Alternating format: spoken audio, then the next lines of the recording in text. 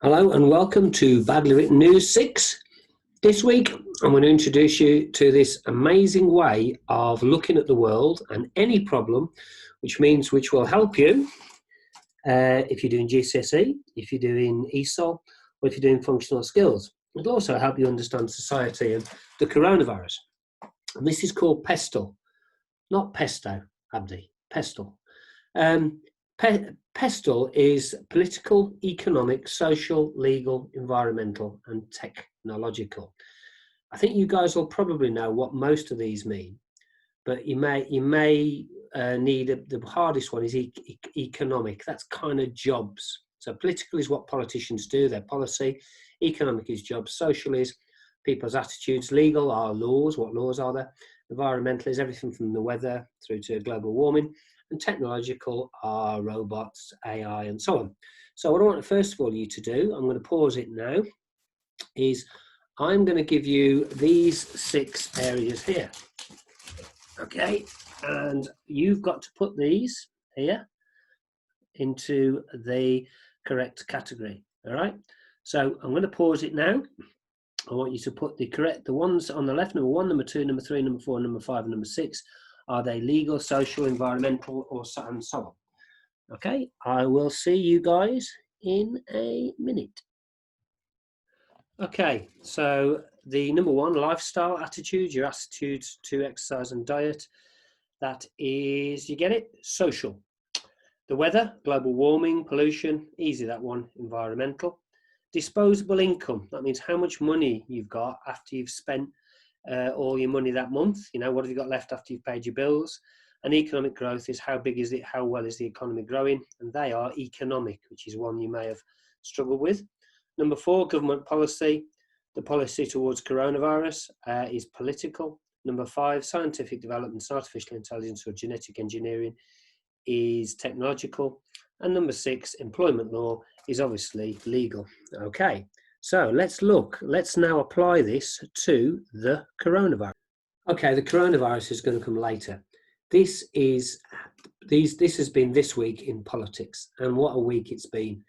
I'm sure you can't have failed to have spotted that George Floyd was killed by a police officer in Minneapolis, America, and that led to riots and unrest and protests. And I think what I've done on this slide behind me is I've shown you that people are clearly protesting because the police killed someone, and there's a long history in America of abuse from the police primarily to black and ethnic minorities, and that has led on a number of occasions to protests, and sometimes protests get out of hand and you have riots. And what you've got this idiot doing, Trump, is clearly everybody would reject the idea of riots, which is burning things down and so on.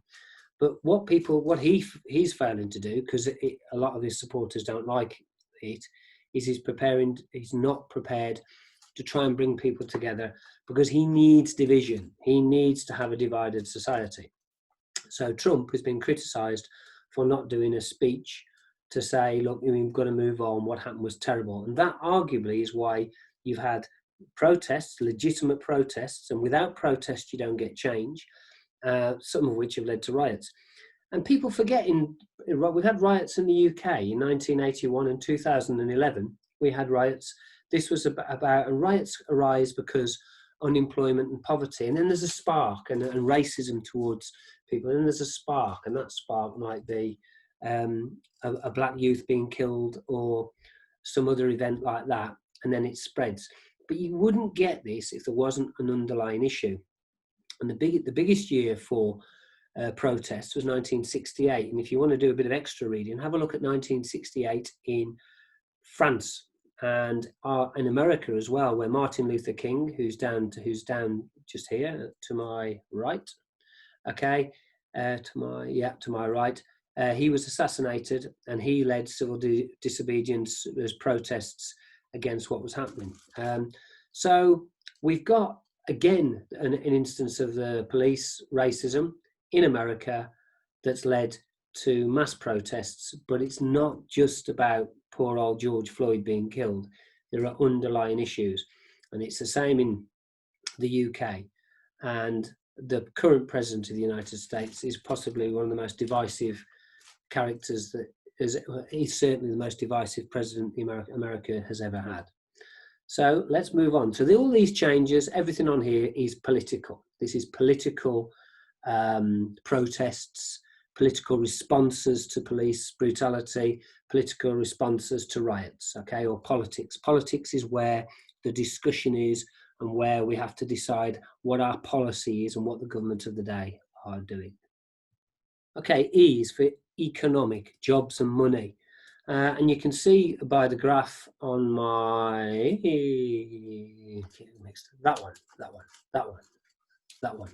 that graph there, that's the amount of money we're going to borrow. This is the Chancellor of the Exchequer. He's borrowed the money and he's extended the furlough to October. The furlough paying between 7.5 million and 10 million people for not working has been extended. Well done, I would say, and I've mentioned this before. So, but the big question is, who is going to pay this money back? So the economy, economics, jobs, money, disposable income, how much money you've got left after you've paid your bills, and the inevitable recession, which I talked about last week, that's going to happen after this ends, are all part of the economy.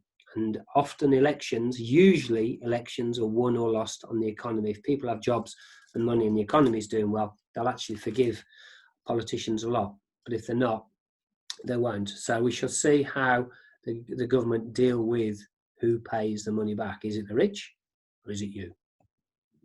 Okay, next we've got social. Now, this, you could put these two, which is Dominic Cummings. You may have heard about him this week. He drove 260 miles during lockdown. He's best friends with Boris Johnson. He was the man who brought you Brexit. He was the man who said, take back control, and who put that on the side of the bus, 350 million that the European Union was costing each week. He broke the rules. He drove, but the rules weren't enforceable by the police. There were rules, and he's saying, "Oh no, I'm an exception. I'm different."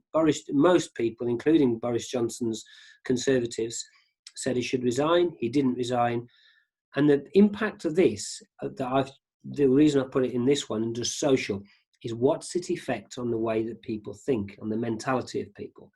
Well, the coronavirus will disappear as a problem, not until we get a vaccine. But if you socially distance, you get the figure on the right. One person infects 1.25, and after 30 days, you get 15 people infected. On the left, you've got it when people start going out, mixing pubs, clubs, and so on, and breaking the distancing rules. And that's what happens. You get 406 people. So that shows you the difference between people socially adhering to the rules and not. And what Dominic Cummings did by his drive up to Barnard Castle, up to Durham, and by the Prime Minister standing by him, is he broke the rules. And the effect, that could have quite a significant effect on whether other people think, well, if he did it, I haven't seen my mum for this long. There are people who haven't seen people, even people dying in hospital and have socially isolated. What will be the effect of what this man's done on the social attitudes of people? And that remains to be seen. Now we move to technological, and the mobile phone app here you've got. The idea being, and they've done this in China and South Korea, if you download an app and people have that app and it's on all the time, then if I got coronavirus, you could use the app to find out all the people who'd been close to me, and you could warn them all. And if anyone was really close, you could socially isolate them, and therefore you could control the infection. The government piloted this in the Isle of Wight, or the Isle of Man, I forget which. And the idea is that it will come out and that they want people to download it. But there's some argument and discussion about whether or not the technology is strong enough and will work. But in theory, if you get it in place, it should work. So that would be the technological response to the coronavirus, along with finding a vaccine, which is part of technology, isn't it? And they're hoping they'll get a vaccine by the end of the summer, but that might be a bit optimistic. It could take a lot longer. The E is for environment, and there are two things here that I've put on the screen. Business leaders this week, today is Tuesday, called on Boris Johnson and the government to have a Green New Deal, to have make sure that when we do restart the economy, we green up the economy, we invest in carbon neutral, we invest in technologies, insulate homes and so on and so on. And there's 200 of them, including some really big companies that said, look, the government needs to have some policy on the environment to try and help people. The other one is the weather. The weather affects massively what people sell. You sell a lot of ice creams on a sunny day, you sell a lot of soup on a cold day. So, and we've got global warming, and we've had a particularly warm period of time, which has made social distancing difficult. So environmental factors can influence social and political and so on. They're all interrelated, but you can see from the picture above that there are thousands of people in the park. Although, are they breaking the rules? 2, 4, 6, and there's a gap between them and the next group. So actually, although it looks like it, and this is what the media are very good at doing, they portray it as, look at this, young people out, but actually, are they adhering to the rules? They don't look far off, but you should try and adhere to the rules for the reasons I mentioned earlier. Okay, the L is for legal, and then with regard to the coronavirus, you can see that you've got 13,500 people have been fined. The Met Police in London are fined the most, and there's a maximum, the fines start at 100, reduced to 50 if you pay it promptly, through to a maximum of 3,200. So this is the legal side, this is the law. And that shows you that 14,000 people have been fined in the UK for breaking the law, but Dominic Cummings isn't one of them. And also, it gets problematic between how you interpret the law, and it can get a bit interesting. We'll talk about that on another week. Okay, this week's spellings. I'm going to give you 10 spellings. Some of them we've covered before, and then I'm going to do it differently. I'm actually going to give you the correct spelling on the next slide, so you can check that, and then I will be posting this video on TED as usual with multiple choice activities. So the first spelling today is progression. Progression. A lot of students will be progressing in college. The second one is assessment. Assessment. A lot of S's in assessment. The third one is advisor. Advisor. So you might have to see a careers advisor to get advice. The fourth one is undermined. Did Dominic Cummings undermine the rule? Did he break the rule and destroy the rule? Undermined. The fifth one is enforcement. There are laws in this country, but are they enforced by the police? Do the police enforce? Should they have done more fines? Enforcement. Number 6 is pleaded. So that's pleaded, like pleaded guilty, pleaded innocent. Number 7 is urged, urged to stay at home. Please stay at home. Urged, it's a modal verb, sense of urgency. You must do it. That compilate, I can't think of the word. Can't think of the word. Number 8 is civil unrest.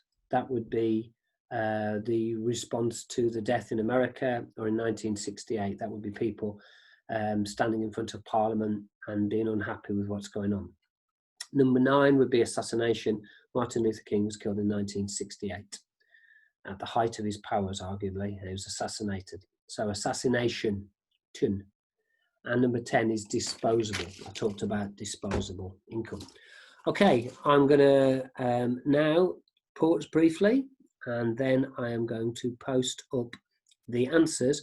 I'm also going to post up some other examples of PESTEL, political, economic, social, and technological, and legal and environmental. So that if you want to have a discussion about other examples, or if you're a teacher, if you want to look at the end, you can put that before showing this. Okay.